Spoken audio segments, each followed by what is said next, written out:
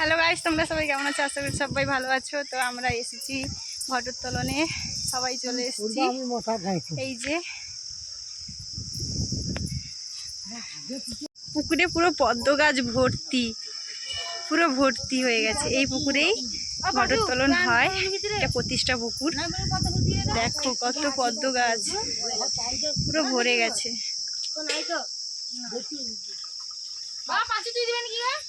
পদ্ম গাছে পদ্ম ভাঙা হচ্ছে আস্তে করে। সেই সেই সেই বড়টা একটা ভাঙিলে ব্যাস।